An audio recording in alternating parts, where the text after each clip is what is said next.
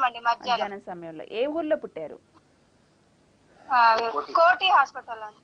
హైదరాబాద్ లోనే. సరేనమ్మా, మీ సమస్య గురించి గురుగారితో మాట్లాడండి. సరే, మాట్లాడండి. సాయిరామ్మ, నమస్కారం అండి గురువు. నమస్కారం. చెప్పండి అమ్మా, మీ సందేహం ఏంటమ్మా? మా బాబు గురించి ఎలాగుందండి తెలుసుకుందామని. తప్పకుండా. ప్రస్తుతం అంటే ఉద్యోగ ప్రయత్నం చేస్తున్నారా, లేకపోతే? ఉద్యోగం ఉందండి, ఉద్యోగం వచ్చింది. ఉమ్, మామూలుగా ఇప్పుడు మొన్న రీసెంట్ గా మ్యారేజ్ అయింది, ఎలాగుంటుంది ఏంటి అనేసి చెప్తానమ్మా. ఈ బాబు జాతకంలో లగ్నంలో చంద్రుడు మరియు కేతువు, లగ్నాధిపతి ద్వితీయంలో సంచరిస్తున్నారు. దీన్ని అనుఫాయోగం అంటారు. పైగా ధనస్థానంలో శని సంచారం జరుగుతుంది అని అంటే ఆర్థికంగా మాత్రం చాలా గొప్ప జీవితంలో స్థిరపడతాడమ్మా. తన తండ్రి సంపాదించిన దానికంటే 10 గొప్ప జీవితంలో స్థిరపడే యోగ్యత ఉంది. కానీ వైవాహిక జీవితానికి సంబంధించి మాత్రం కొన్ని సందర్భాలలో జీవిత భాగస్వామితో ఆర్గ్యూస్ అస్సలు చేయకూడదు. అలా చేసినట్లయితే వీరిద్దరి మధ్య దాంపత్య జీవితంలో మాట పట్టింపులు, సంతోషాన్ని సంపూర్ణంగా పొందలేకపోవడం జరగడానికి ఎక్కువగా అవకాశం ఉంది.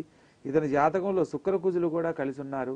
అందుకు కళ్యాణ జీవితంలో మనం ఏదైనా సమస్యగా ఆలోచిస్తే ఆ సమస్య పెద్దదవడానికి కారణమవుతుంది. కాబట్టి వీలైనంత వరకు ఆ అమ్మాయి మనస్తత్వం అదేననుకోనో, లేదా కొంత సమయం ఆగిన తర్వాత మన గురించి ఏదైనా చెప్దామనో అనే భావంతో ఆలోచించినట్లయితే అది ఒక సర్టన్ టైం వరకు మాత్రమే, ఇదే జీవితకాలంగా ఉండదు.